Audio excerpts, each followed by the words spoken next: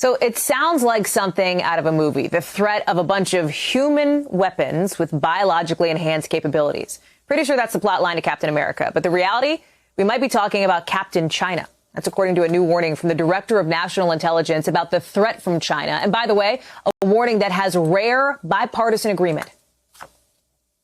China intends to dominate the world economically, militarily, and technologically. They intend to be the world's superpower.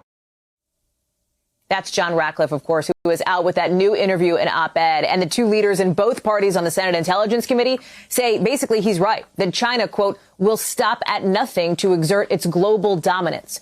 But here's the part of Ratcliffe's warning that is especially noteworthy. He says China's efforts include human testing to help develop soldiers with those biologically enhanced capabilities.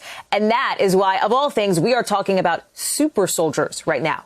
With me now is Ken Delanian, who covers national security and intelligence for NBC News. Ken, really? How real is this? How far along is this?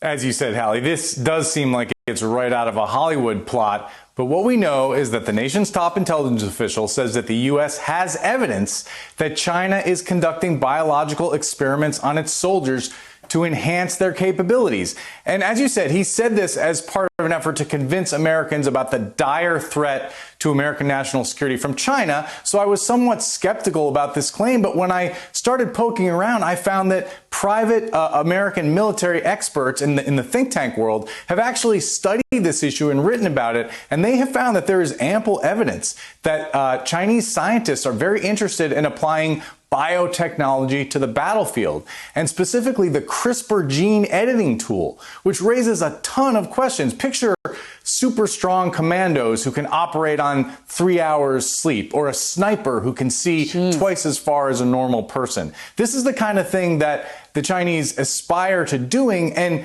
you know, it's problematic because in the West, we consider that to be unethical, to tamper with the genes of healthy people. The CRISPR tool is generally confined to sort of trying to cure genetic mutations and disease and try to improve plants. No one understands the implications of messing with human genes. And so that's a real worry. And it also sort of underscores, Ratcliffe and others say, the extent to which China is committed to military superiority over the West, Hallie.